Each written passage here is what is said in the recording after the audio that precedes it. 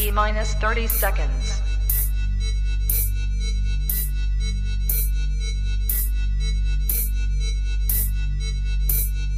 T minus 20 seconds.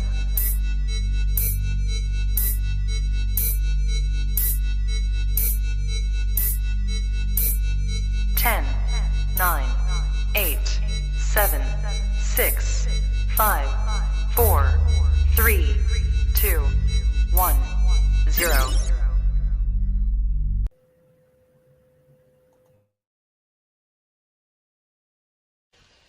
I don't have to tell you things are bad. Everybody knows things are bad. It's a depression. Everybody's out of work or scared of losing their job. The dollar buys a nickel's worth. Banks are going bust. Shopkeepers keep a gun under the counter. Punks are running wild in the street, and there's nobody anywhere who seems to know what to do, and there's no end to it. We know the air is unfit to breathe, and our food is unfit to eat. We sit watching our TVs while some local newscaster tells us that today we had 15 homicides and 63 violent crimes, as if that's the way it's supposed to be. We know things are bad, worse than bad. They're crazy. It's like everything everywhere is going crazy, so we don't go out anymore. We sit in the house, and slowly the world we're living in is getting smaller, and all we say is, please, at least leave us alone in our living rooms. Let me have my toaster and my TV and my steel-belted radios, and I won't say anything. Just leave us alone. Well, I'm not going to leave you alone.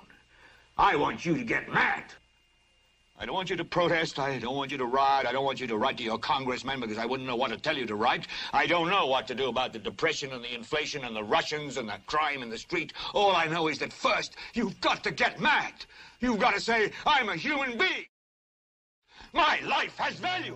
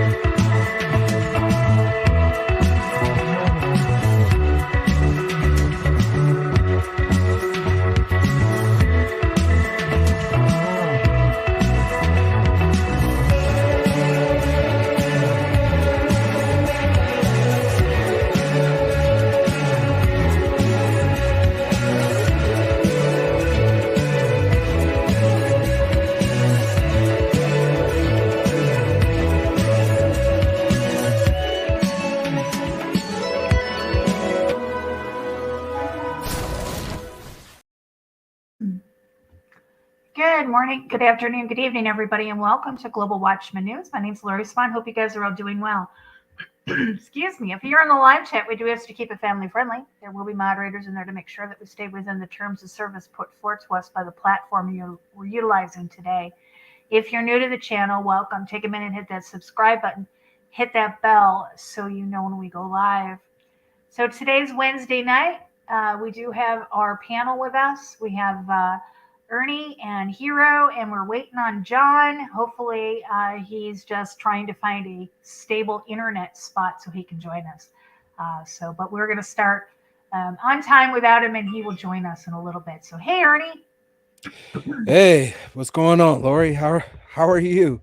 I'm good. How are you? I'm kind of perplexed right now. It's been an interesting week, hasn't it? Yeah, it's been a hectic news week, hectic news cycle. Yeah, I know you got tired of me bombarding you with article after video after article after video, but man, we talked about June being a pop-off point, and it started off with a bang. Right. John just Literally messaged me. He said he's out of network, but he sends his apologies, and he'll see us next week. All right. No worries. As long as we know, we can just carry on. Yeah, I mean, no, I don't mind that you send me stuff. You know that. Everybody sent me things. Ugh. Hold on a minute. Carry on, you two. Carry on. So what's up, Hero? How are you doing today?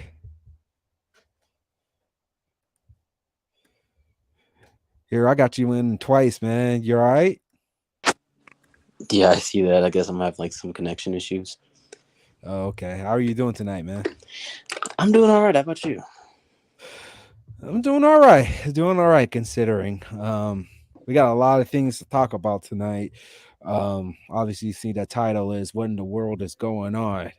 And man, there is some stuff going on in this world, especially my neck of the woods here in Northeast United States, where we're getting a lot of stuff coming from Canada.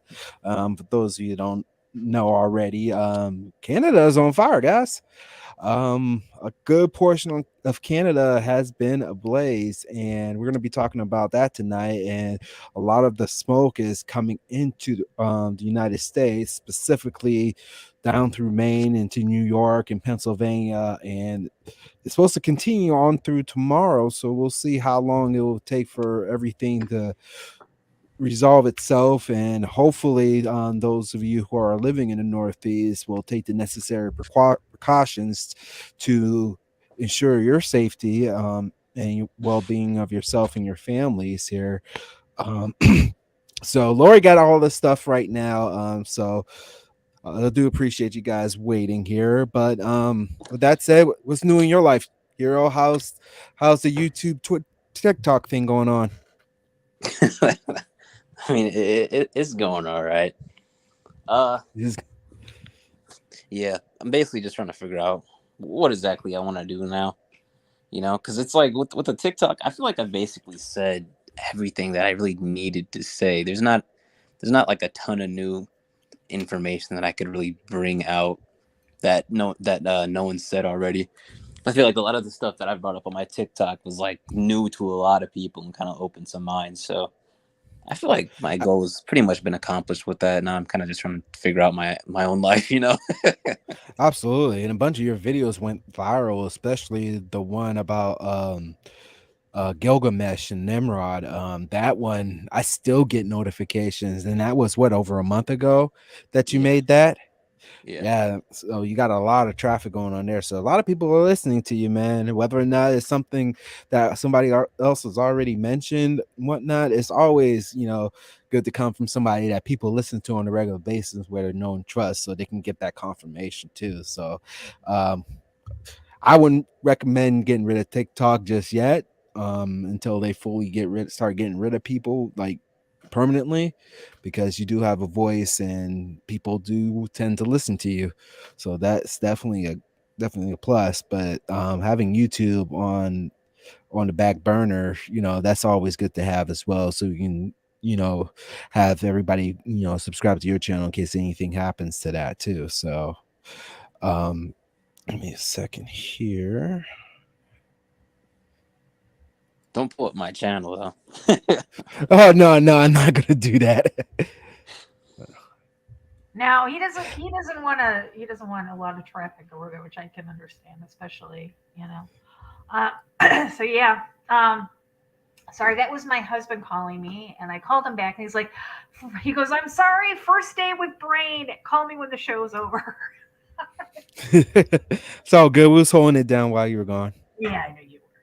So, yeah. So you were talking about the wildfires. Yeah, this is really crazy here in Chicago. The air quality has been bad for a few days. I'm going to show you. It's not as bad.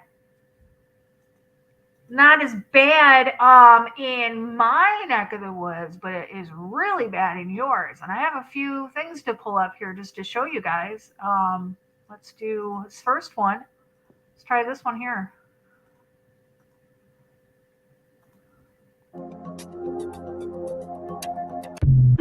Whoops. Here we go. We can see that little map going on there. We got that going. Here we've got, this is the George Washington Bridge between New York and New Jersey. You guys can take a look at those.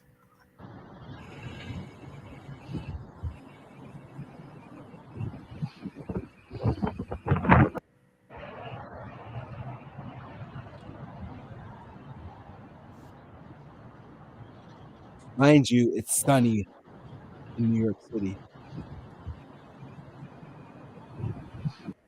Um, it's been, I mean, it's been really, really bad. And you know, um, let's see what else I got here. I'm gonna actually delete these as I play them. That way I don't have so many pulled up here. Um, what did Dutch sense? What is this one? Yeah, here's another one from Dutch sense. Um, no, wait a minute. Sorry, Dutch sense is earthquakes. I don't want that one yet. Uh, volcano one.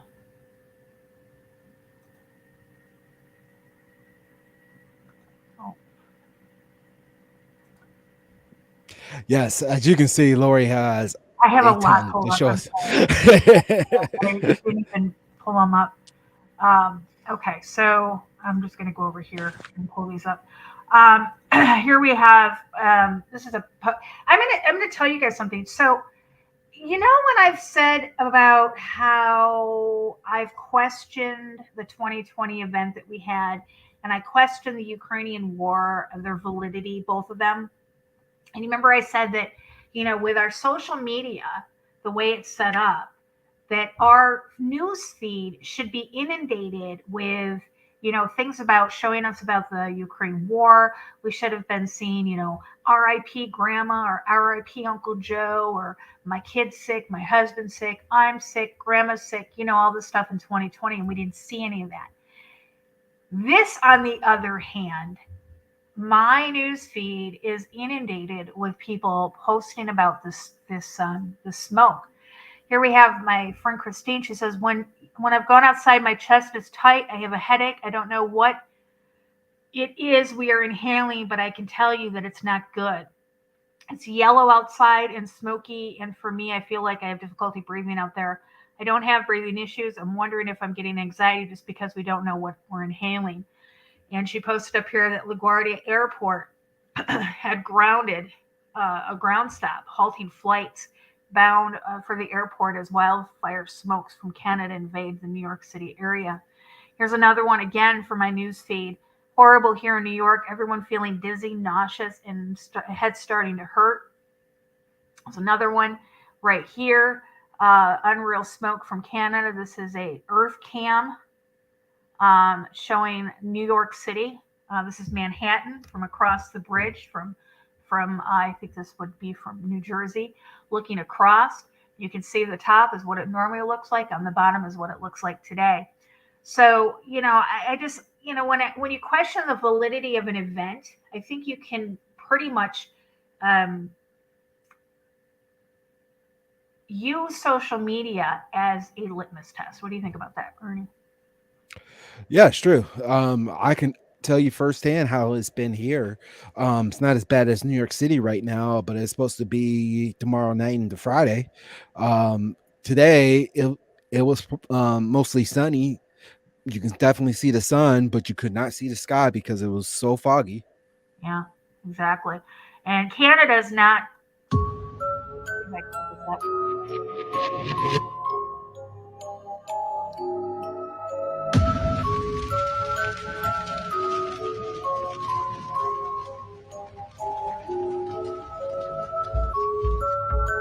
Now, I told you that I found something quite interesting.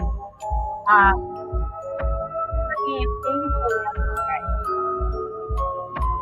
I'll take this music off.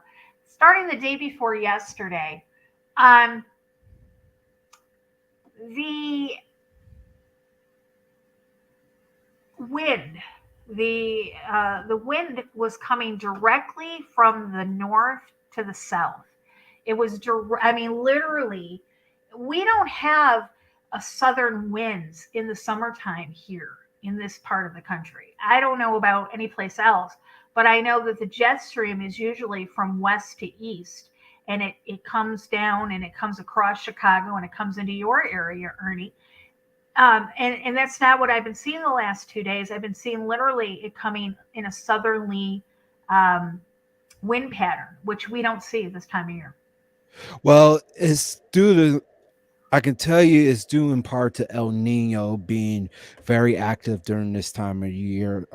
It really set in early this year, so it's causing major dip into the jet stream. It's causing a lot of people in the eastern part of the United States to experience cooler than normal temperatures, as well as a major dip in the jet stream as far as like a trough goes. That brings a lot of cool air from Canada. Today, I mean, in June, we're not supposed to see low 60s during the peak of the day. So that's what we're experiencing today, and it's supposed to be like that throughout the weekend. Obviously, with the smoke cover and whatnot, it's gonna uh, lower the temperature a little bit, but it's still without all the stuff that's going on in Canada Hmm. would experience lower than normal temperatures regardless. So Now that girl that we were talking about, the Schumann resonance and the CERN. Now, is that the video that she shows the wind patterns? I cannot remember. I've watched so many videos and read so many articles over the past couple of days. It's starting to become much. I know, Actually, I didn't seriously. even sleep well last night from all the stuff that I've seen. Um, but I know she did talk about Yeah, it is the right one. both CERN and the Schumann in one video. Okay. Okay, so let's do this before we go to this video, because this video does show the weather pattern, the wind pattern that I was talking about. Let's go first to our CERN, or I'm sorry, our NASA. Let's go to our NASA map, and you can see these red areas up in Canada are fires. Okay.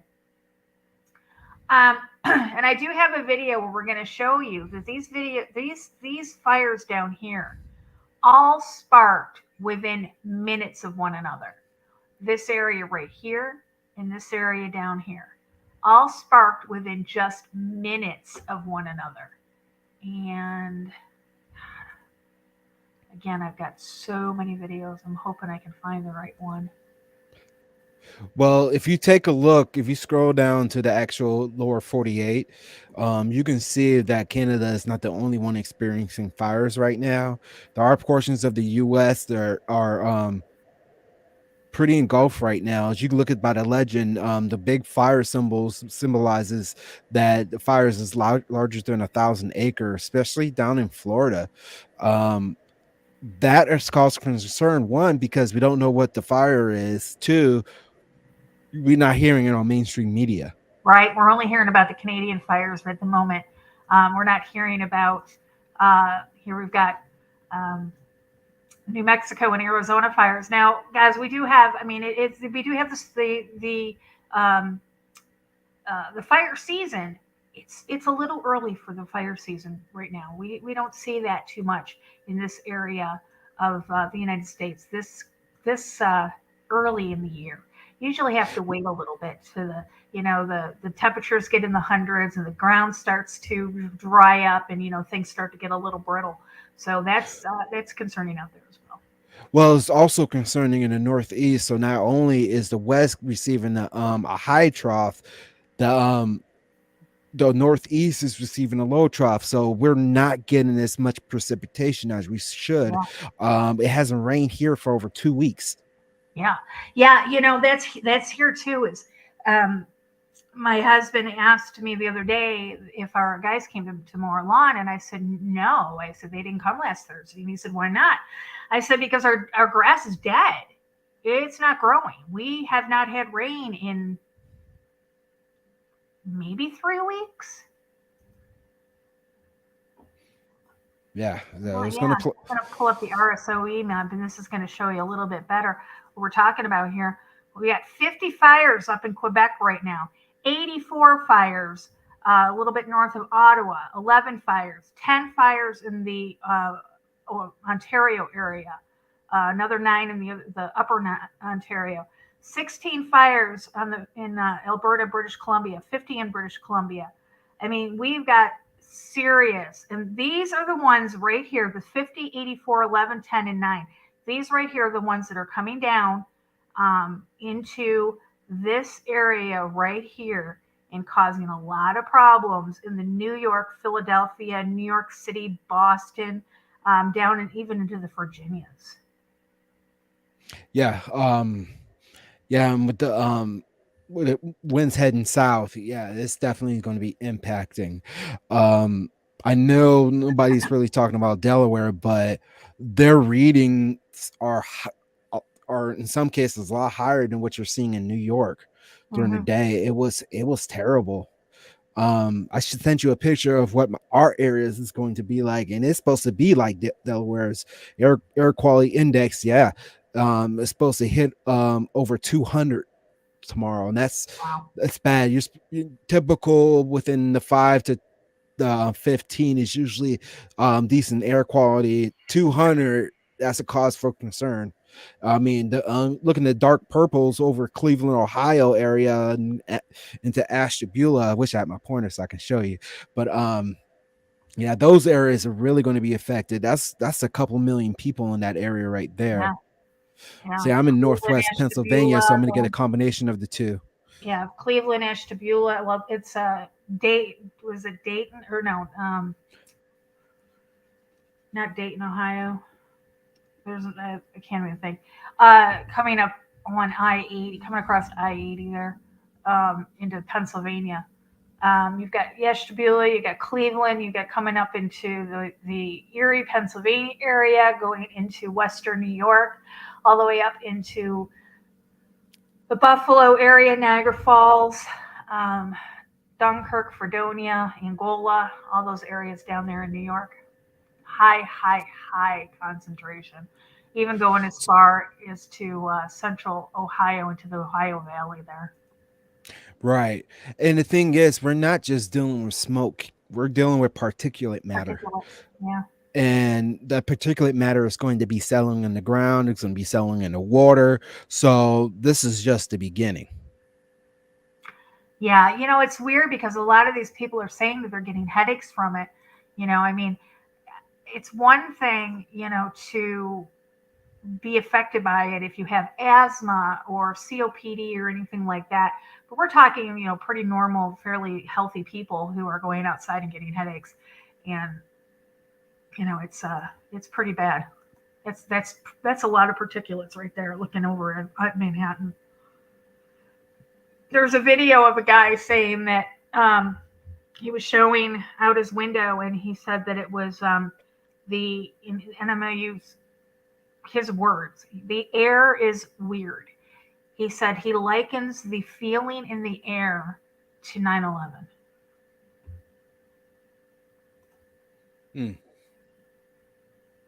And I'm taking that as a spiritual element of it, not physical, him walking out there and, having it feel just very weird to him. I'm going to pull up this video showing this woman. She's going to talk to you guys about the Schumann resonance. We're going to get into that in the next segment here. But she also talks about just what I said about the air and the changing of the jet streams. Take a listen. Hold on. It would help if I shared it with you. There we go. Still feeling okay. So I haven't looked up the Schumann matrix stuff in a while, and I got on today because I was curious. I just wanted to share with you what I saw. So the Schumann matrix over the last few days is it's not usually so busy. And, we have a gap here, which is interesting. Sometimes that happens. Don't know why we don't get that data. And there's a lot of different reasons why the Schumann matrix can spike. And so I try to establish rule outs. So sometimes it can be caused by solar flares. And this is the last 3 days, which is what the Schumann reflects. But we don't have anything going up to even an M class. The next thing I look at is the aurora forecast. Basic diluted understanding is that it's based on magnetism, but not really, okay? So natural causes, not really. So what are maybe some man-made causes? wouldn't you motherfucking know? This is on the CERN Vistar page.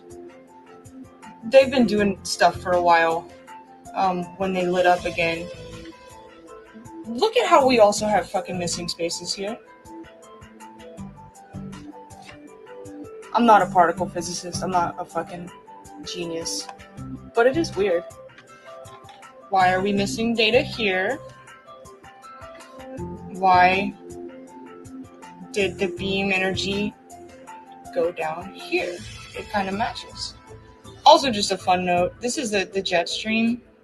If you're not familiar, it should relatively reflect something like that, like a circle. So it'll take a second to load. It's all kind of wonky. Interestingly, Take a look at this. The jet stream across the U.S. is missing, but it's coming down from the north, right where those fires are. America's kind of missing its jet stream right now, and so is Europe. I don't know if you guys were aware of this, but the CERN machine, the Large Hadron Collider, is in Switzerland, which is kind of here-ish, okay? We also have a particle accelerator. It's in New York. It's called the RHIC, and they also just kind of woke that machine up. So now we have 2 particle accelerators running at once. And so if the solar flares are not causing the fluctuation in the Schumann matrix, and neither is Earth's magnetism, which would then be reflected in the aurora forecast, maybe it's them. We really got to poke the bear in the name of science. Okay. I did let her know that there also is a hadron collider. There's over 3,000 hadron colliders worldwide. So, we don't really know how many of them are active at one time. I do know that the one here in Fermilab is active, only because you can tell when they're going live, because they have what is it called, security out front of their facility, and they do. You can see here we've got stable beams. This is a current look at this is the Geneva one. This is one in Switzerland. We've got an active beam, stable beams going. They are running their experiments at the moment right now. Pull up some of these. Hey, Lori. Yep. I can't see the screen from here. How many TeVs are they running at? Oh, hold on a minute. I can't see it either. I could if I had good eyes. It should be right up here.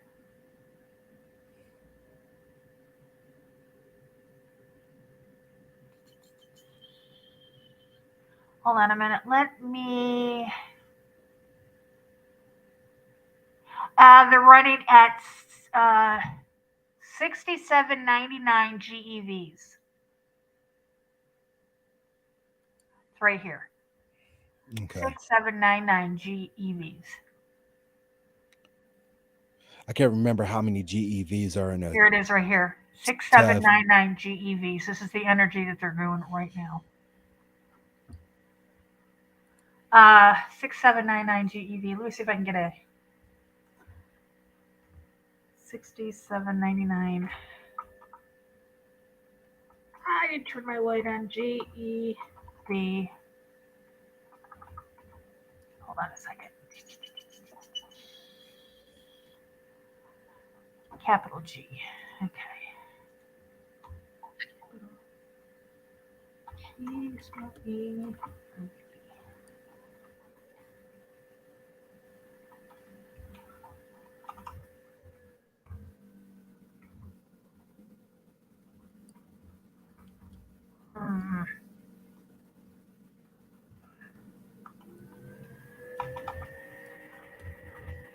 Yeah, it's probably hard to tell. But I think it's running pretty high right now.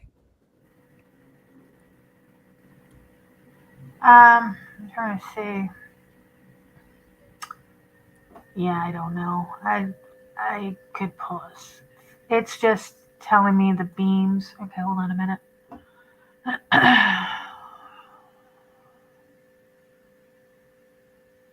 Yeah, LHC status as of a few hours ago was the beam mode stable beams at 6799 GeVs. I don't know what that is. If we've got any electricians in the house, I appreciate it. I gotta turn on the light. I am blind and I can't see a darn thing. Or even post it in the comments too. That would be awesome as well. Yeah, I know that. I mean, it's. There we go. All right, I got some light now. I'm not poking around like a hen here. All right. Okay, so that is that's happening, and if we come over here, I'm going to give you the Schumann resonance of just a little while ago. We were just looking at it actually, and this was from 7 p.m. hour and a half ago. Take a look at this, guys. Look at this white area. Here's the black. Here's the empty spot she's talking about over here on the left. But I'm more interested in this spot right here. Look at that. Yeah, I'm interested in both, to be honest with you. Because why is there missing data? You know, it's weird. I've noticed over the years watching the Schumann, there is missing blocks, and I don't know why. It's almost as if they're hiding something. But she did a good job when she took a look at it, and if you could see the span is pretty much coincides exactly with what CERN was pulling at the same time. So Exactly. So what were they pulling? right, exactly.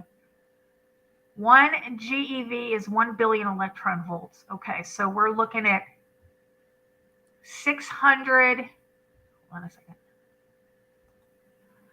6,000. Wait a minute. 6,799 billion electron volts. Correct? That sounds spot on to me, and that is a lot. Yeah. Well, it's definitely more than the 8 or 10 they started out with back in 2008 or 6. They started out with 6 back in 2008. So definitely. So looking at this, there's something going on. And if you guys don't know what the Schumann resonance is, the Schumann resonance is basically the heartbeat of our planet. You want to see things like this dark blue and this light blue, and a little bit of the yellow, maybe a little bit of the green, but you certainly do not want to see blank spots, and you also do not want to see these white spots, because that is off the chart magnetic pulsing. Now, whether it's from the sun, whether it's from CERN, I don't know. I'm not a. But the effects of this can be catastrophic to the earth, and that's something that we're going to be talking about here Exactly. in a little bit. It's actually causes earthquakes, and I'm going to pull up some earthquakes here. So, I wish you would have told me the topic right before the show, so I could have sent you this video I found on TikTok of this giant machine that shoots out. Send it to Ernie, and he'll send it to me, huh? Yeah. Well, I'd have to find it. That's why. Oh, well, okay. Oh, it doesn't matter. Go ahead. You want to go into your watch history? Well, it would just take a long time because I got a lot of likes. But I'm saying, do you know how to go into your watch history? Yeah. Okay, because it cuts it down a lot for me when I'm looking for something. I just go into my watch history for TikTok. So Daniel is saying, could it cause a pole shift? So Ernie and I were talking earlier, and you know that I think NASA's a crock, and I don't get into the whole shape of the earth thing, because I have my own theories on it that I will present someday if I ever get out of my little rut here and decide to get off my butt and do it. I don't believe NASA's telling us. I don't believe we are completely flat. I don't believe that per se. I believe in a little bit more of the Tychos model as far as the shape of the earth. So we were sitting here and we were talking, and I was like, what if, big what if Nibiru is true? What if it is real? Then what? Nibiru, I mean, if Nibiru was true, I mean, wouldn't you think it would be foretold in scripture? Yep. Yeah, absolutely. You'd think it would be, you know? But Well, here's the thing. The Bible talks about, like, what is it, wormwood or something? Wormwood. Mm-hmm.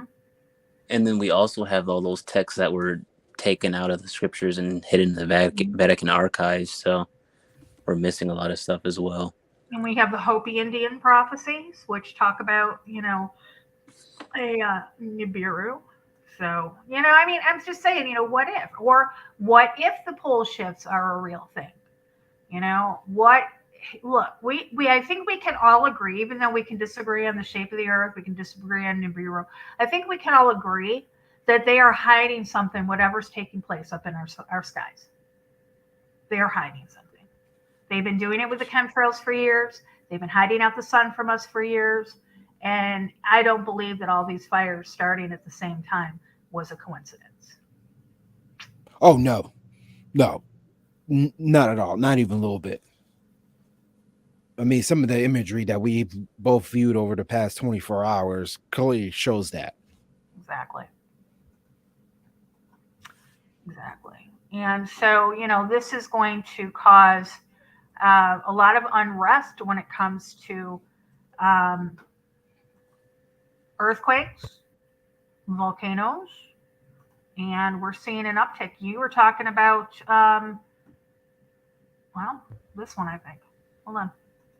Quake before me. The hills melt. The earth heaves before me. I am Jesus. On Hawaii's Big Island started up again just about an hour ago. So here's the moment. It erupted early this morning, local time about 4:43.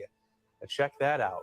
And now we want to take a live look at what Kilauea is doing. Boy, check this out. This is thanks to the United States Geological Survey. Kilauea, it's the youngest, the most active volcano on the main island of Hawaii. You may recall earlier this year, it erupted. It began around January 5th, and then 61 days later, that eruption paused.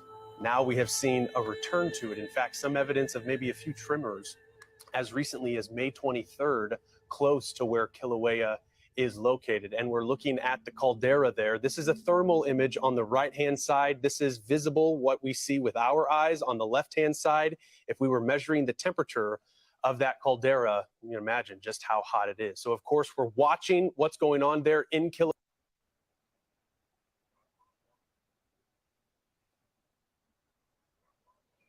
Yeah, and that's just the beginning of what's is going on right now.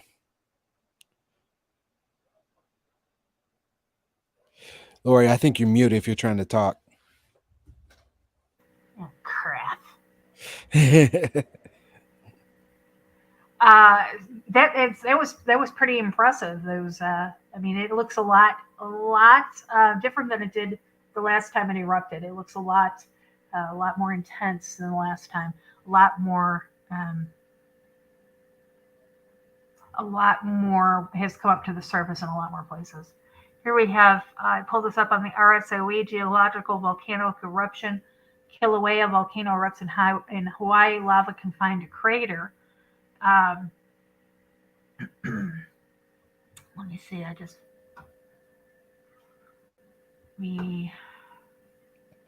The newscaster did mention that there were tremors going on there. I wonder how strong those tremors were.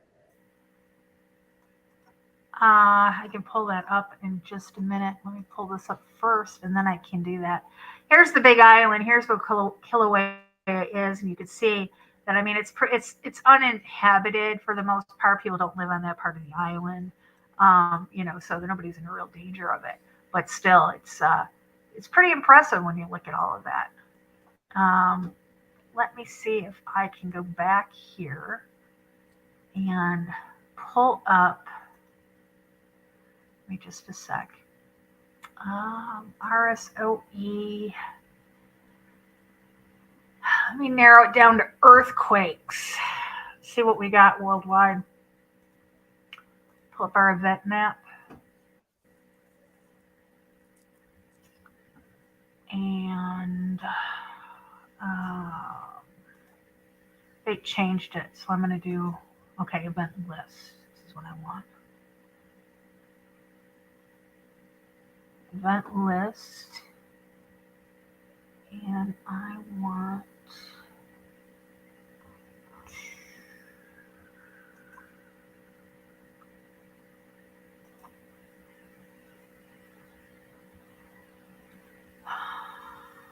biological, ecological. Geological. Does it have geological? Yeah, there we go. Geological. Here we go. Okay, here we go. All right, so, and let's see. So we've got 1, 2, 3, 4, 5, 6, 7, 8, 9, 10. No, hold on a second. I want by event date. Otherwise it's gonna mess me up here. See what we got today. Okay. Geological. Here we go. All right, so here's all today being the 7th. 1, 2, 3, 4, 5, 6, 7, 8, 9, 10, 11, 12, 15, 16, 17, 18, 19, 20, 21, 22, 23, 24, 25, 26, 27, 28, 29, 30, 1, 32, 33, 34, 35, 36, 33, 39. Holy cow. 40, 41, 42, 43, 44, 45, 46, 47, 48. And it looks like most of them are above 4 too, which is 47. 47 earthquakes in the world today. 47 individual earthquakes today. And that's in the Pacific Ocean and further. That's wow. Yeah, we've got Northern Pacific, Southern Pacific, Peru, Indonesia, Argentina. I'm trying to see on the Pacific side. Argentina, Indonesia, Indian Ocean would kind of do there. Philippines, Sea, South Pacific again. Philippines, North Pacific, South Pacific. Chile, Gulf of Alaska would be included in that. Indian Ocean, Southern Ocean would be included in that. And Southern Pacific Ocean. Yeah, so it's a lot of definitely most. Let me see if I can pull up. It'll let me go to the event map if I can pull it up by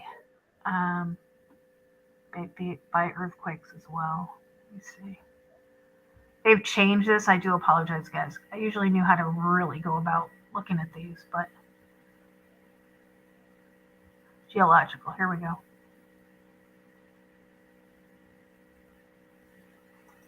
Oh, okay. We gotta take everything off except for geological. Okay.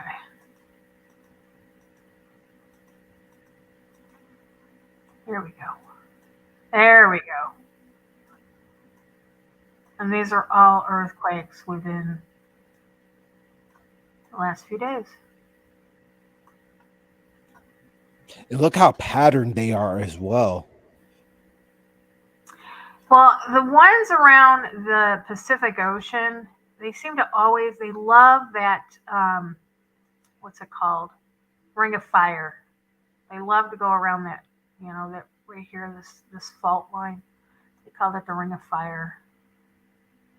We've been watching these ones up in the Aleutian Mountain, or Aleutian chain for months. Oh my gosh. They've been going for months. Look, we got another volcano down here in Mexico City. You see that one? Volcanic eruption, yellow alert. Yeah, I can't pronounce that. That's another one down there. And the one isn't there one in Italy that's going as well? I don't see it on the map, but I thought there was one in Italy. Wow. All right. Oh, stop. All right, let's see what we got here. Yeah, there's a ton of activity going on within, the world here, and I really don't know what to make of all this.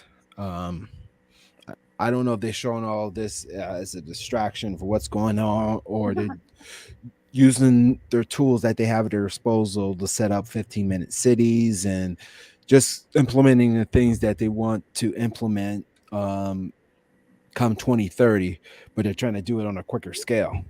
Right, exactly. And let's get through a couple of these videos. They're really short, and because we got one talking about, I think, smart cities, don't we?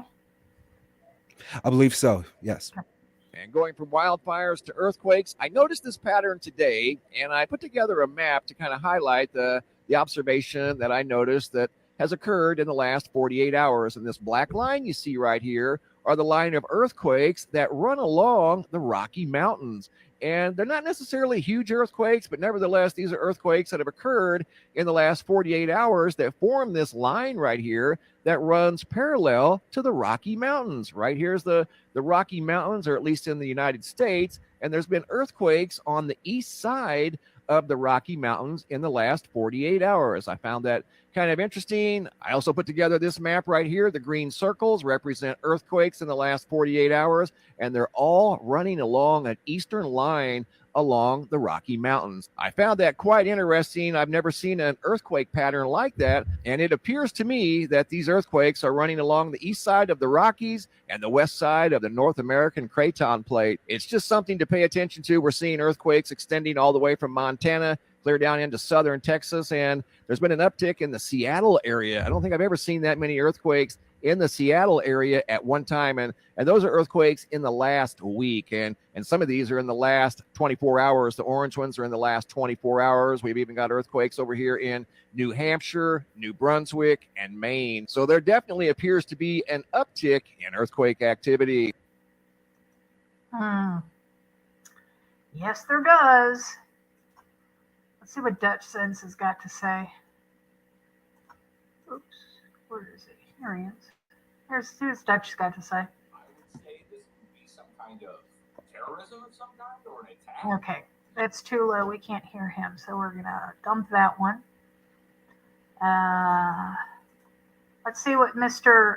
MBBB 333's got to say.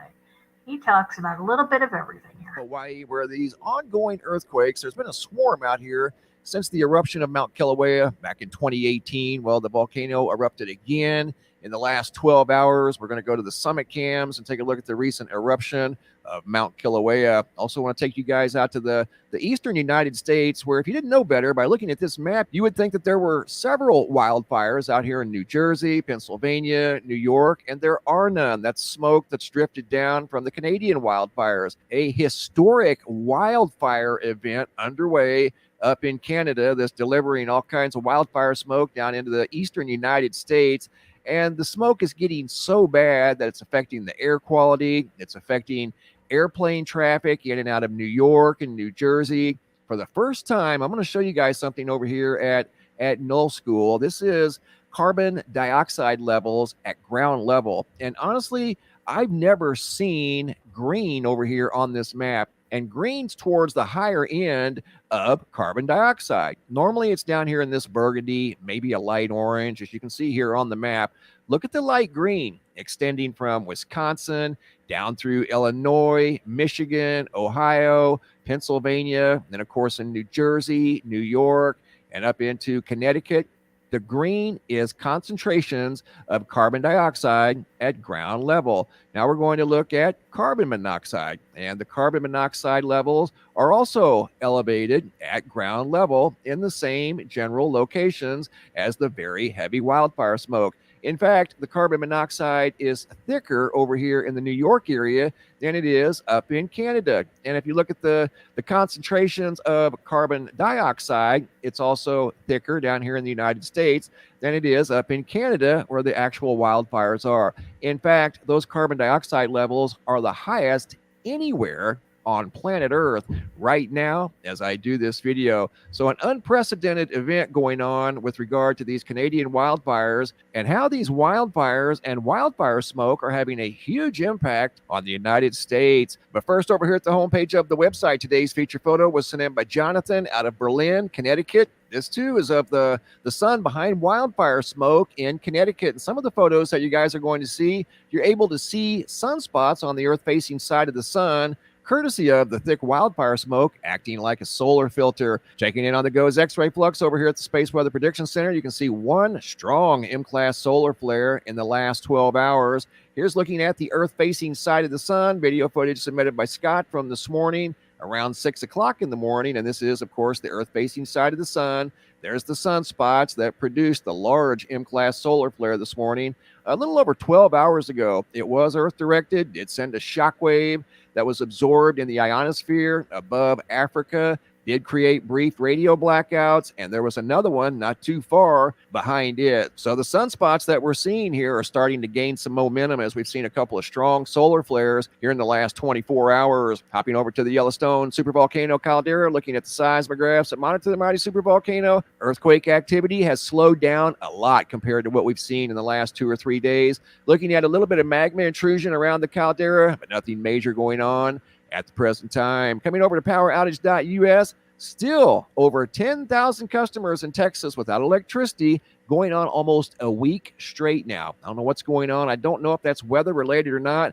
Typically, when a storm goes through any state, the power is not out usually more than a day or two unless it's a very large event. There's something going on in Texas where there has been consistently over 10,000 customers without electricity now for almost a week. And I wanted to touch base on yesterday's video real quick. I received 2 photos, one from John over here on the right and one from Paul over here on the left. And this is apparently what that helicopter that we saw in the video that was submitted by Vince out of Patterson, California, that had some sort of a dark ring underneath it. The helicopter was just far enough away to where you couldn't see any cables and you couldn't make out exactly what that was underneath the helicopter. Apparently, what that could have been was ground penetrating radar underneath that helicopter that was flying in Patterson, California. I want to take you guys now out to the big island of Hawaii. We're going to the activity right here where you see all the earthquakes, that earthquake swarm that intensified a few hours ago, and that was on the heels of a recent eruption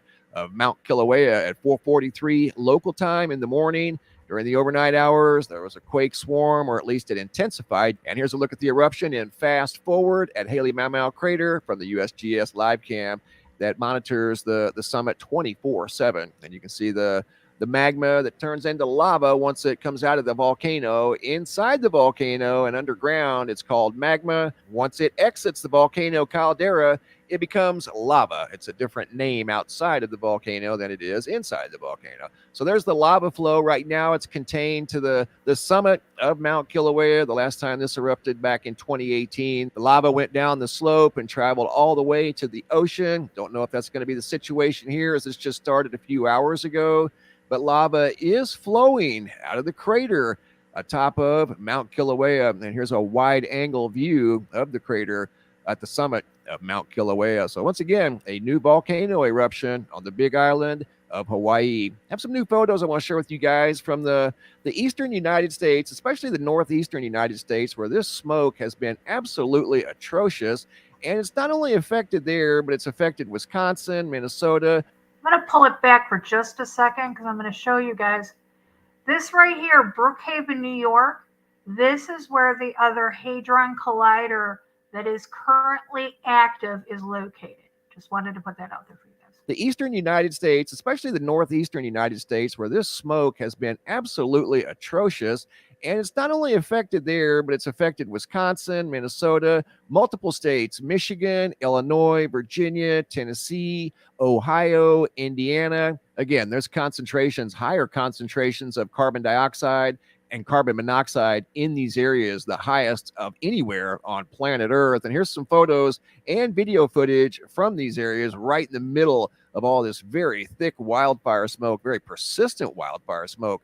New Haven County, Connecticut, video footage submitted by Scott from today, and they were looking for the sun. It's obviously daylight, but the smoke was so thick at the time of this video, it blocked the sun out completely. There was enough light coming through that let you know it was daylight outside, but other than that, you weren't able to see the sun at the time of this video, and you can see how thick it is off in the distance. Here's a video sent in by Ray out of Philadelphia, and the sun is behind another thick layer of wildfire smoke that engulfed Philadelphia. I mean, this smoke has really done a number on the northeastern United States. Here's the moon behind the wildfire smoke, also from Philadelphia. The moon looked like it was bright orange or bright pink during this video, but the sky was just filled with wildfire smoke. Once again, photo here by Jonathan out of Berlin, Connecticut. This is the photo that was on the homepage of the website. The sun behind a thick layer of wildfire smoke, much like these photos right here, sent in by Alfredo out of Ontario from June 6th. This is right up in Canada. And notice the beams of light coming through his window. They are also orange light reflecting off of the door inside of his house. Jake Blake from Afton Mountain, Virginia. He too was showing how thick the wildfire smoke was in Virginia. And again, there was no wildfire down there. This is smoke from Canada making its way all the way down to Virginia. Photo here sent in by Kay out of Middleton, Ohio from June 7th of 2023. Ominous looking smoke-filled sky from Middleton, Ohio. And here's video from downtown New York sent in by Liz B. And you can see the sun behind a thick layer of wildfire smoke in New York. Here the smoke kind of lightened up just a little bit. Here it got thick again. You're going to see a tall building engulfed in wildfire smoke, and that smoke was from Canada. There's no wildfires in New York. That is an incredible photo from Liz B. out of New York. Here's another photo from New York sent in by Andrew Griffin, and he was showing how thick the smoke was off in the distance. Again, you would think the wildfire was in New York. Photo here by Rob S. out of northern New York. That is a red moon from a couple of nights ago, visible from New York. This is the sun from Clarksville, Tennessee. Photos sent in by David Kerr, and he was quite surprised when he was able to see the sunspots behind the wildfire smoke acting as a solar filter. Look at that. That's a photo that he shared with me. I didn't do anything to that photo except share it with you guys. The sunspots were visible through the wildfire smoke. Photos here by Global Impact out of Avoca, New York. More thick haze, almost looks like fog in New York. That again is from the Canada wildfire smoke drifting down into the United States. And there's the sun once again tucked in behind that thick layer of wildfire. Okay, he goes on and just showing pictures, but you guys get the idea. It's pretty much impacting the entire upper northern east coast. Yeah, it's definitely pretty bad. Just for those who are elderly and those who suffer from respiratory problems, even allergies. Yeah. I would limit yourself going outdoors as much as possible over the next few days. I'm talking to myself too, because I suffer from a lot of sinus and allergy problems, including my family too. I told my wife that we're probably going to be in the house for the next couple of days because of all this stuff. It's just really interesting how the air quality in Canada, even though they're ablaze, is much better than it is down here in the country. So it just makes you wonder what's really going on. Exactly. I'm just looking at my air quality for the next few days. Are we still under? As of right now, I'm not under an air quality, but I was earlier in the day. It seems that, we're supposed to get a little bit of rain coming this weekend too, which was very well going to be needed. Yeah, interesting. Let's see. I wanted to pull up. Our air quality right now is at 86, and we're still under the alert. It was actually higher than it was earlier today. It was in the lower 70s. Yeah, it was quite low today. It says massive. Let me pull it up. Massive wildfires. Mm. Massive wildfires raging in eastern Canada are sending huge plumes of smoke across the border, blanketing thousands of square miles in the northeastern U.S. and upper Midwest, and casting haze over skies from Wisconsin to Minnesota to New York. Hundreds of out-of-control fires are currently burning in Quebec, while authorities have managed to contain 2 wildfires burning in Nova Scotia. All the smoke isn't a mere nuisance; it's a legitimate health hazard, with the widespread plumes prompting air quality alerts from state health agencies. A burning wildfire produces many different kinds of particles, many of which aren't great for your health. But what health authorities and researchers spent most of their time worrying about are those particles with a diameter of less than 2.5 micrometers, known as PM 2.5. For reference, human hairs range in the width from 17 to 180 micrometers. Our bodies have defenses like the nose hairs designed to keep particles from entering our lungs when we breathe, but tiny PM 2.5 particles are small enough to get past those barriers and settle in the lungs, which is why they're of particular concern. From here, they may be able to enter the bloodstream, potentially damaging other parts of the body. The question is, what kind of particulates are they talking about? Right. Well, it's hard to tell if they were not naturally caused. It's hard to tell what kind of what was used to start the fire, what was used as a catalyst. Well, that leads to the question: do you think it was natural? I have a hard time talking and about wildfires because I've lived in Arizona for a number of years, a couple of decades, and I have seen naturally caused wildfires caused from, usually from lightning strikes. And again, on the opposite side of that, I have witnessed fires being started by unnatural causes in California, namely direct energy weapons. So, I mean, do they have a way of starting them? Absolutely. Do they have a reason for starting them? Absolutely. So yeah. What do you think, Hero? I think, I don't know, it could be just like that, like the end times or something like that. Maybe with like the fires and stuff, it could be just having to do with like the end times, like the birthing pains and stuff like that. But when it comes to like the fog in the sky, yeah, that there's something way more nefarious going on when there's like fog covering the sun all the time, because everything on the planet needs sun to survive. Right. Unless you're like not from the planet, unless Right. like a fallen angel or some crap, Right. I was actually talking to somebody about that earlier today on a thread where I was saying that, they are, I do believe they are terraforming our atmosphere to support a different life form, not necessarily a human. If you guys, okay, so we've talked about on the show, we've talked about the giants and the return of the giants. Okay. If you look at the atmosphere prior to the flood, that was a whole different atmosphere that those giants and those giant creatures that we've seen that we've brought to you guys the last few months talking about them. It's a whole different ballgame pre and post flood. Yeah, I think I was talking to some people in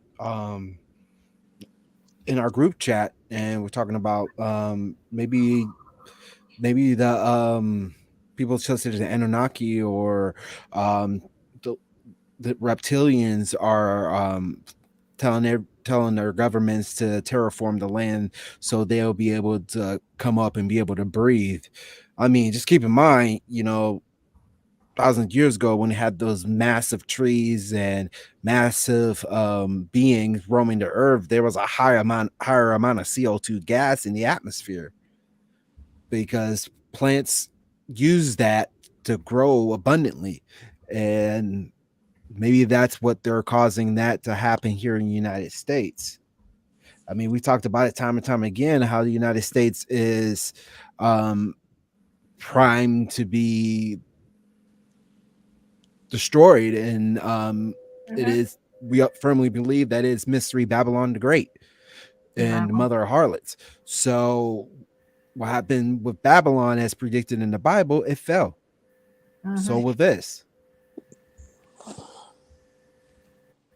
So Hero's right. I believe it could be the beginning of birth pains. I mean, we're seeing everything else happen. We're seeing people becoming lovers of themselves and everything. Right. I was just going to say, the Bible tells us that there's things that we need to be watching for before the coming of Christ again. And a lot of these things are the, the earthquakes. And, the Bible does tell us that the sun will be turned to blood, doesn't it? Yeah. I mean, the sun will become darkened. Yeah, let me get that scripture. There's a lot of things that we could biblically say that are happening. But again, is it man pushing these biblical prophecies, or is it God's prophecies coming into fruition? That's the two things you got to remember. I mean, these elites, they can push this prophecy. They can they're using the Bible as their playbook. So, you've got to have that discernment. Is this of God or is this of man?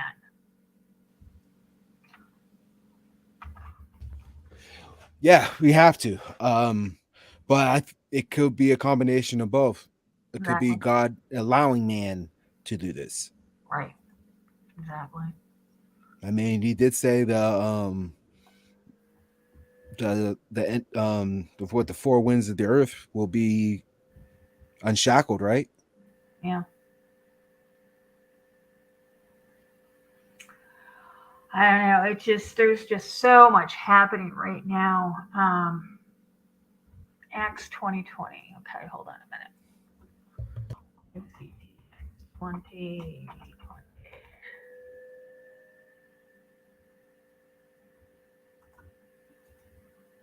No. Oh, 2:20. Oh, Lord.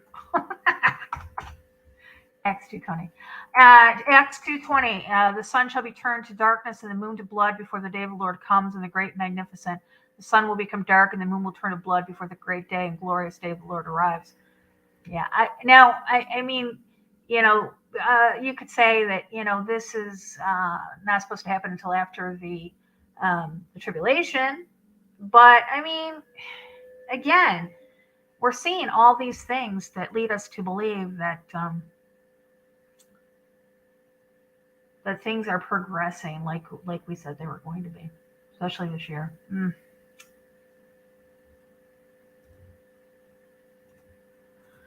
see what else we got. What is this guy, this Felicia Williams, this guy what's this one about? Do you remember?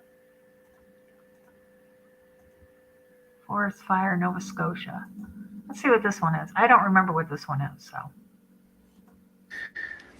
Hi, folks. Oh, him. Retired. Yeah, I know what this is about. You do? Okay.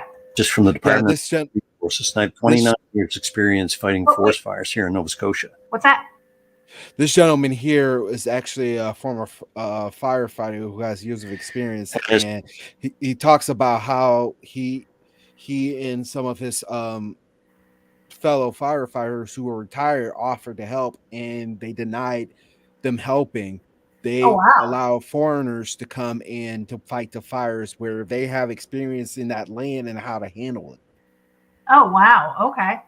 Oh, that's interesting. Let's listen to what he has to say. Retired forest technologist from the Department of Natural Resources, and I have 29 years experience fighting forest fires here in Nova Scotia. As things progressed last week and buildings were burning and people were being evacuated, I realized that Nova Scotia had a resource of retired technical staff that were experts at fighting fire. And so I put together a team. I called some of these guys up and I put together a crack team. And then I immediately notified Natural Resources at Fire Control in Shuby. I contacted a local district supervisor. And they both notified me that the province wouldn't be interested in hiring on any retired staff to do work. So at the same time we were being told that, the Premier was begging for help on every newscast that he could get on. So I started that last Tuesday, and then I fought with the province on Tuesday, Wednesday, Thursday, and again on Friday, trying to get our guys put in key positions where they were needed throughout the province. And I got the same answer continually. Thank you, but no thank you. Finally, I got frustrated and went on talk radio on Thursday. And then I got a phone call from Shuby Radio that said, or not Shuby Radio, Shuby Fire Control, that they'd put my name on the list and the name of a few others. It was a polite way to say, look, we know you're making noise. Thank you, but no thank you. We're still not going to hire you guys to come fight fires. So what taxpayers need to understand is while buildings were burning and the province was short-staffed, and our government was standing in front of TV cameras saying we're doing everything they can, they lied to your face. They didn't. I could have pulled together a lot more teams of guys, retired guys willing to come out and do this. We were not offering to do frontline hose line fire, but there's for every guy on the line, sometimes there's 3 guys behind the line providing what they need in the way of services. And we were highly trained in both evacuation, all levels of incident command. Personally, I've been incident commander on dozens of different fires and fought fires up to 50,000 acres. And together on the first team I put together, we had close to 200 years of experience of fighting fires here in the Acadia region of Nova Scotia. We have our own particular forests down here that, for example, all the crews that are being shipped in have zero experience fighting fires in an Acadian forest region. Most of their experience is in boreal forests. The guys from South Africa have no experience up here. The guys from the US, same thing. And our own government passed over an opportunity to hire a team of professionals to come in and help them do the work they're now paying for foreigners to come in and do who aren't experienced in our forest type. And it's absolutely a disgrace to the province. Now, I realize that there were major problems at all levels. There appears to be problem at bureaucratic levels, managerial levels, and at political levels. When things should have been done, they weren't getting done. But I'd like to quote what Tim Houston said on Thursday on talk radio. He said, in an emergency, the time for action is now, the time for paperwork is later. And that was only minutes after I'd just been advised from Shubenacadie, thanks, but no thanks. We're not going to take you guys on. So our team stayed on standby, hoping that we'd get a call all week, and that call never came. So if you lost your house and fires remained out of control, when a politician looks you in the eye and says, we did everything we could, they're lying to your face. And what has to happen here is people need to be held accountable, both at a bureaucratic level and at a political level. So how do we fix this? What has to happen is a database has to be put together of retired DNR forest firefighters. The guys are still interested that would like to be able to come out and keep themselves up to date and get called in on short notice rather than use the CIFC program that they use through Shubenacadie, and call in locals first. And there's no reason it can't be done. All it needs is political will. So something has to change. And if I lost the house and I had been evacuated, I would literally be crying at the top of my voice for politicians to fix this. So it needs to get done, and it needs to get done now. No more excuses. Anyways, guys, that's a little background that you're not going to hear anywhere else. So peace out and take care of yourself out there. Wow. That's interesting because here in the United States, I can tell you, since World War II, there's been several states here in the United States that have they have the fire jumpers, which are the guys that go out and they take care of the wildfires. But there's also fire jumpers that they train out of the prisons. We've got men and women in Arizona that go out. They're taken from the prison system and they're taken out and they're dropped in the fire line, and they're there to fight fires. So it's interesting that Canada is saying that we don't want your help because there's no way. I'm sorry, you can't tell me that they have enough firefighters to fight all of these fires right now. Well, the thing is, you hear him saying that they're asking for help, but they won't take them. Right. Now, you really have to ask yourselves why. If they have that much experience, they can probably sense something was going on nefarious. Mm-hmm. Just think about it. Why they're getting people from South Africa, United States, don't have any experience in those forests or understand how to be able to contain that type of vegetation. Well, But the even people who already have Australia, experience, Australia, yeah, when Australia was burning down, they were accepting help from other countries. exactly. They don't want anybody with experience in that area to handle it because they don't want, if they have any secrets, they don't want it to get out. That makes sense. Oh, you're just a conspiracy theorist, Ernie. It's not real. I mean, I'm just connecting dots. You know, you are. Absolutely, you are. Oh, yeah, 100%. You know? I mean, Hero, am I wrong? I mean, you're just connecting dots, man. Like, I see. No, I mean, you're absolutely right. I mean, why would they want somebody who's actually trained to know what they're looking at? These guys, these fire jumpers, these smoke jumpers, when they go into these fires, they are so trained. They are more trained than our local fire department is when it comes to fighting fires because their lives depend on it. So they know when they see accelerants that aren't supposed to be in the area being used. So if they go into a forest fire, and I mean they can tell us if it started by lightning or if it started by unattended campfire. They have the ability to do this. So if they go into a place and they see that an accelerant was used, or possibly something that they can't explain, well, they don't want that to happen. Yeah. Oh, I mean, even from the satellite imaging, it just didn't add up how a concentrated area, like within hundreds of miles from each other, just came up almost nearly at once. Yeah, let me see if I can.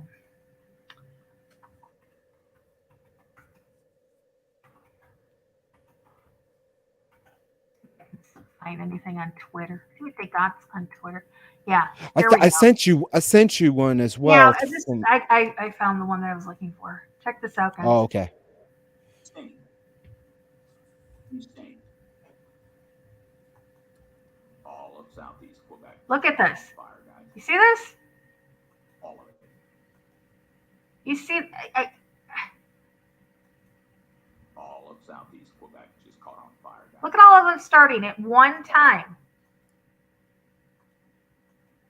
All of Southeast Quebec just caught Look at that. on fire, guys. All of it. Insane. Insane. All of them starting at once. Tell me that's natural, please. Can you? The whole thing.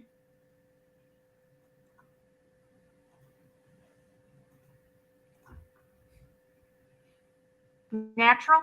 Yeah. I don't know. Any fire I seen just started at one place and spread. Yeah. I was like multiple. Yeah. Let me put it back up. I really want to. I want to look at it again. Take a look. All of Southeast Quebec just caught on fire, guys. All of it. Insane. Insane. Look at that. And if you look, those aren't okay. Let me stop it right here. Let me draw it back just a little bit.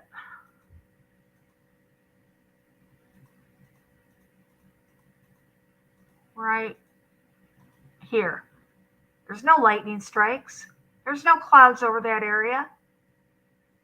It couldn't have been caused by lightning. All at once. Today.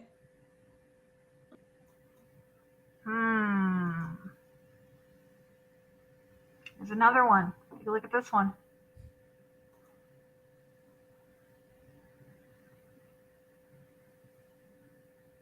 No lightning strikes in the area. Clear skies. Clear skies. And they all started at once. See if I can get it over on NASA. No, it's not a, that's just a still photo.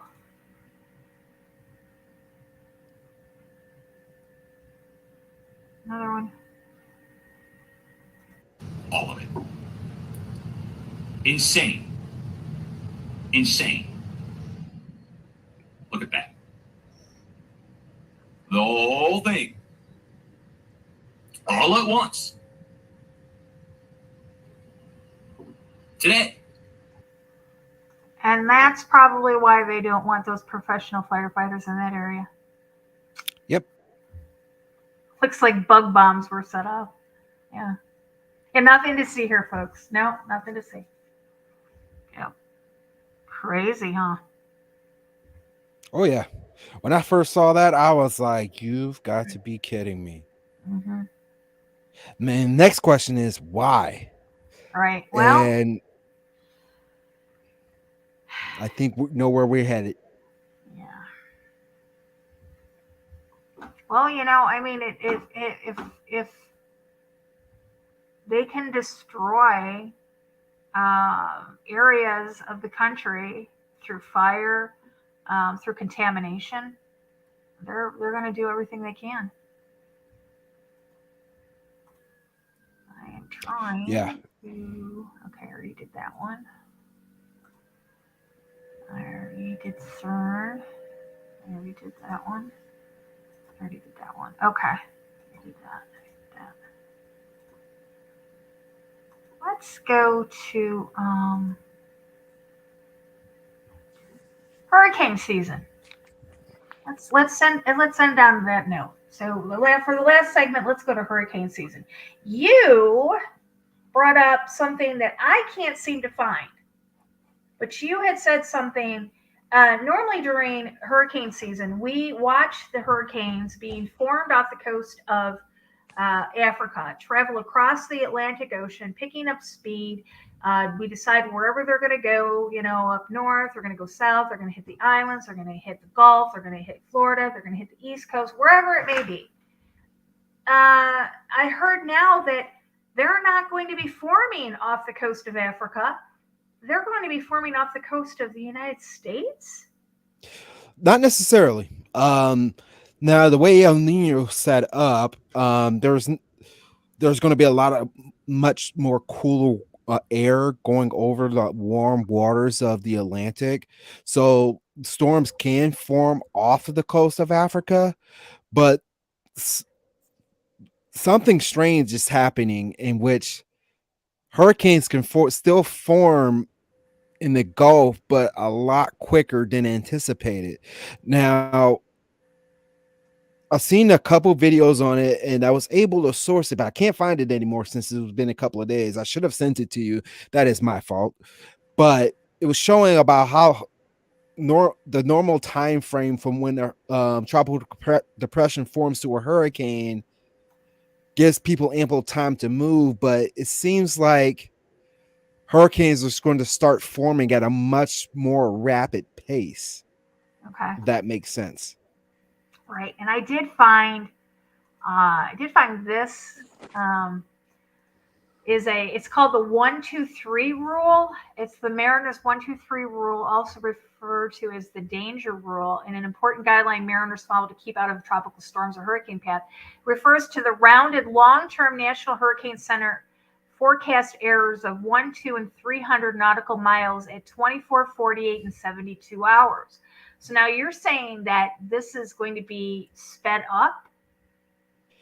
Yeah, I seen a news report. Yes, it was on TikTok. You know, the beacon of free news. Right. That it was a news broadcast talking about. Yeah, it was talking about how hurricanes can form within hours of itself, from initial depression to a hurricane. And that's something that I wanted to do more research on. Right. I wanted to ask our fellow watchmen to look that up as well and let us know what they find out. Because if that's the case, then we are in for a very, very, very rough hurricane season. I have said this before, and I'm going to reiterate this, that I believe in the next 10 years, the hurricane graph is going to be outdated. I think that we're going to see past a Cat 5. And I think that the same is going to apply to the tornadoes. I believe that we're going to have to update our graphs as far as, the F1 to F5 tornadoes as well, because I think that with the climate change, and now I'm not saying natural climate change, I'm saying man-made climate change. We're going to see a lot of more intensified storms, and the wind speeds are going to be intensified. I think we're going to see a lot more of what we've been shown in sci-fi movies. Do you guys remember the nuclear tornado? I think one of the movie's names was fire tornadoes, stuff like this. If they're not going to form off the horn or the lip here of Africa and travel this area, this highway that they do, and if this warm water comes up into this northern Atlantic area up here, and they start forming in this area, we're not going to have the week 10-day get out of the way, warning signs. You're gonna have a 3-day. You're not gonna have that 7-day window anymore. And you can see this is all warming up. Look at this. We've already got, here's Biparjoy and Gochal over here. These are called typhoons in this area. And that's early. Again, I keep watching over here, hoping that, nothing forms. Yeah. Deb, did I send you a video on that? If you have it, if you can send it to Lori. I can't find it anywhere. Hopefully it's not taken down. We usually get between a 5 to 7 day warning period where we, can watch it form and kind of, have those models that can show us, where it's going to go. The North American model, the European model, we've got these, these models that show us, where this is going to head, what category it's going to be when it gets there. We're used to this 5, 6, 7 day period of watching this and preparing. If it's going to cut down between 3 and 5, or even, just a 3-day period, that's not a lot of time for these people to evacuate these areas. And a lot of people wait to the last minute to get out of these places. And they're not going to have that luxury anymore. We're going to see a lot more. And that is what I'm afraid of. Yeah. It's going to be interesting to find that, because I did see something. I don't remember what it was, but I did see something regarding this year's hurricane season and how bad it's going to be. So my daughter is out of Miami now, so I can rest a little bit easier. So she was my main concern when I would freak out and see all of these hurricanes coming toward, my daughter's in Miami. So, but she's not there anymore. Well, I don't even think it's just going to be Miami. I really think it's going to it can be in the Gulf of Mexico, hitting any one of those points. Oh yeah. So absolutely. And again, if they form in the Gulf of Mexico, because this water, 81 degrees. Let's see what the water temperature is, if I can get to it.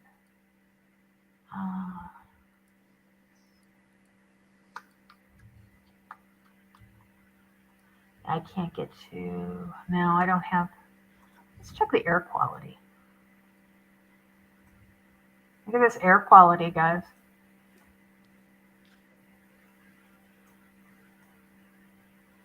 Wow.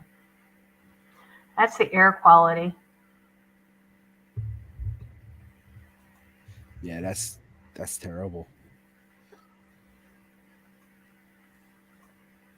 Hero, have you seen that on TikTok by any chance? About the No, I unusual haven't weather seen pattern? anything about.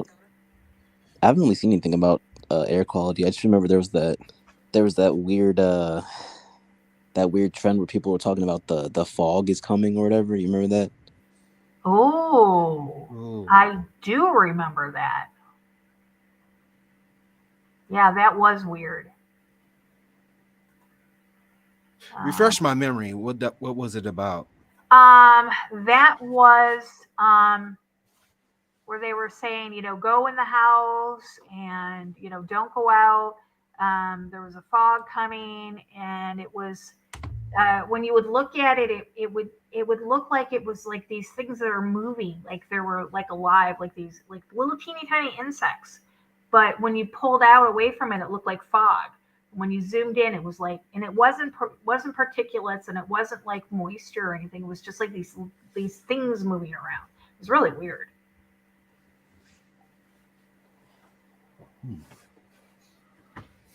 Yeah, I never seen that before. Yeah. Wow. All right, what else do we got?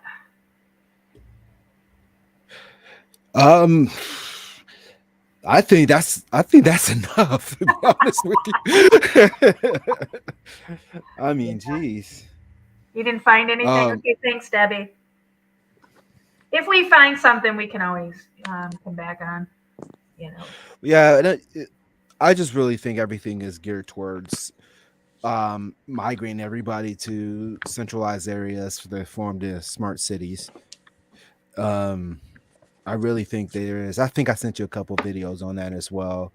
I know Canada is really, really pushing towards that, and this is a perfect scenario for them to do that.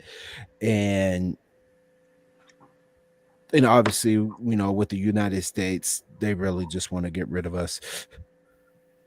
Yeah, they sure do. They're pushing for that, pushing for the depopulation for sure, for sure. Let me pull this back up. This has been taken off the web, off the interwebs, but we still got this proof that the Deagle, they wanted to take us down by 100 million people.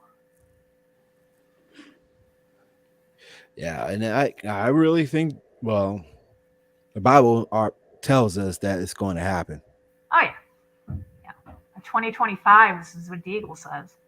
Reduce the population in the United States from 327 million to 100 million.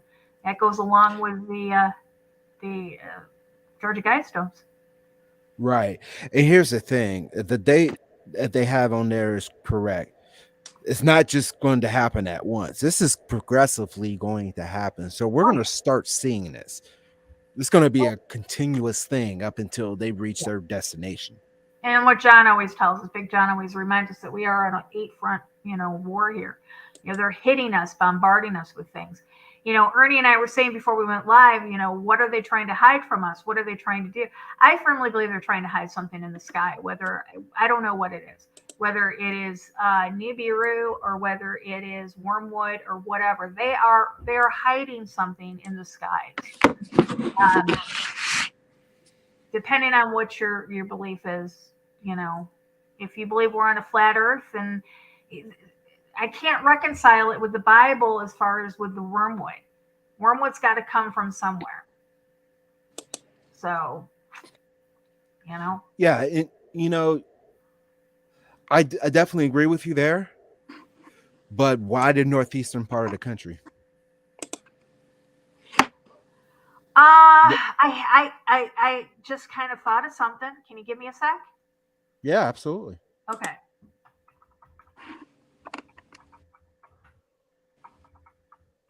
I thought that was a good question. I do. I think I may have the answer. Why the East Coast?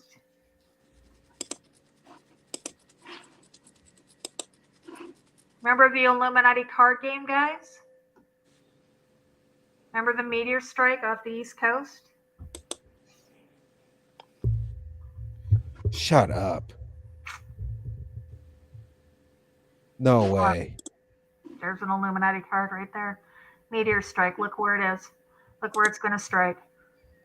Right off the East Coast. So why are they? Why are they picking the East Coast? That is the only explanation I can come up with at the moment. Well, Lori, Hero, it was really nice knowing you. Get right with God, and I'll see you up in heaven. Oh, yeah. I mean, crazy. Yeah. You're right, Punky. We won't see it coming. No. Not especially if they have it covered up. Because come on, they've been trying, they're messing with the sun. It's to the point where I don't even know if it's the real sun we're seeing half the time because it's so weird. You look at it, it's just odd. It's white and not yellow. It's all kinds of different shapes up there. It's crazy. It's crazy to look up in the sky and see some of the things. The moon is not what it's supposed to be doing. I've talked to so many people that are like, it's not even in the right spot. It's moving erratically. Something's going on. I don't know what it is. I'm not an astronomer. I'm not a scientist, but something is going on. Yeah, something is really going on, and I think we need to do some further research to find out. Exactly. All right. Well, that's all I got for us tonight, I guess. I think that's enough. We really needed to raise these concerns here, especially for the brothers and sisters that living out in the Northeast. Yep, exactly. Like I said, I want to get out of here. I want to get out of the just want to get out of the city before it's too late. So I want to get out of this world. I want God to come get me. Like that. I want to come home. I don't like it here anymore. I don't like it here anymore. Yeah, I don't like it here anymore. Final thoughts. Let's wrap this up. Hero, go first, man. You were just talking. Yeah, exactly. Okay. What do you think? What is your thoughts? What are your thoughts of what I just showed you? Do you know what the Illuminati card game is? Yeah. Yeah. I talked to someone who talked to the actual creator of the card game. Apparently, like a lot of the cards that were like added after, like he had already created it by like a bunch of like random people and stuff like that. So it almost got like taken over basically. Well, do you know the story behind the Illuminati card game? Not the full story, no. Okay. Steve Jackson, back in the 1980s, he started putting this card game together, and he had a group of people that were in his office, and all of a sudden one day they got raided by the FBI. The FBI came and took all of their computers, all of their sketch work, all of their artwork, and pretty much interrogated all of his employees and wanted to know how they got the information.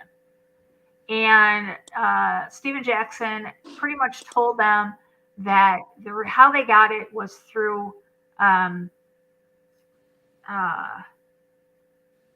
what's it called? Oh, I can't even think of the moment.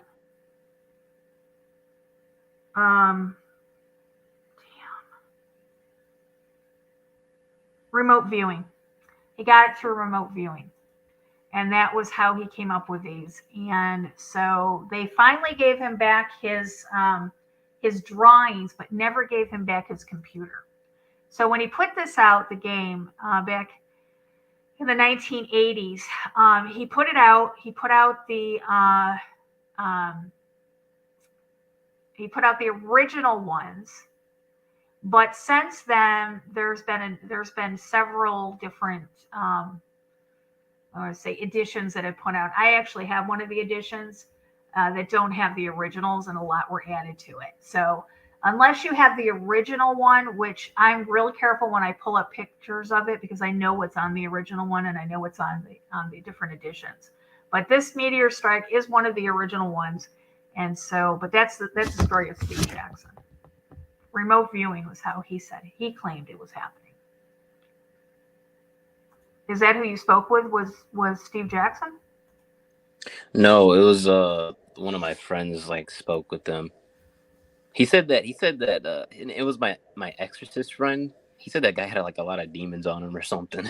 So. Yeah, that's the story of Steve Jackson and the Illuminati card game. Let me see if I can find a picture of Steve Jackson. Here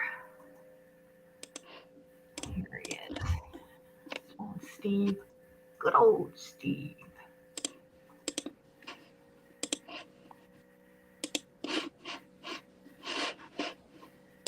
There he is right there. That's Steve Jackson.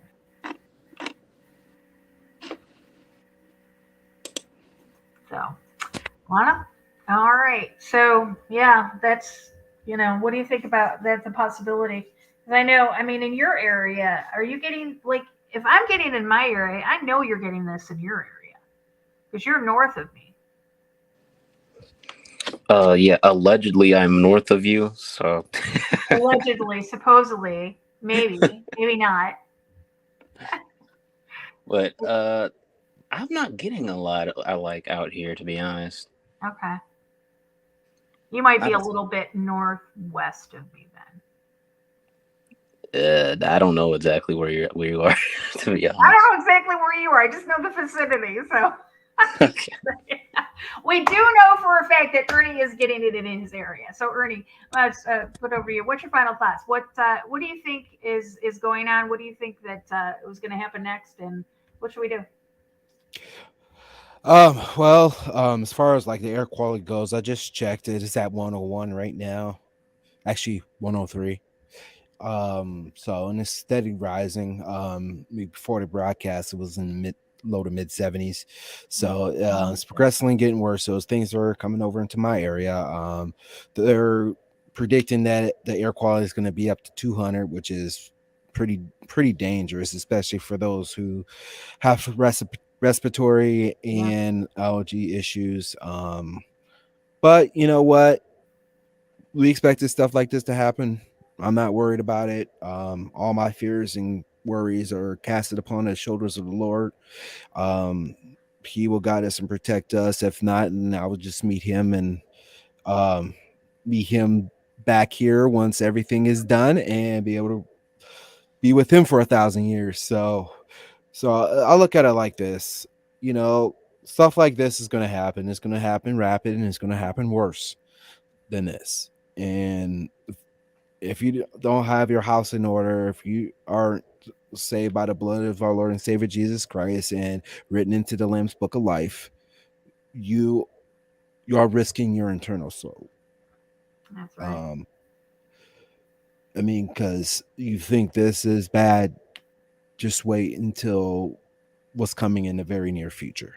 Yeah, absolutely. That's my thoughts. I'm not worried about it, nor should anybody here worry about it. We're not trying to put any fear into the hearts of everyone. We're trying to inform and trying with love to tell you what you need to do to prepare. Exactly. That's all we can do. We are vessels for the Most High God to tell you what you need to do. And first and foremost, you need to get your life and your house in order. That's right. Don't take our word for it. Study to show thyself approved. Test all things. Test all spirits. We give you enough information to do your own due diligence, to come to your own conclusions. But we do want to specify that there's going to become a time that you're going to have to choose. You're going to have to get off the fence and make a choice. The world is going to be chaos, more and more chaos as the time goes on. And we just want to make sure that you have the information that you have available to make the decisions for yourself and your family. No fear, eyes open. Till next time, we love you guys. Bye-bye.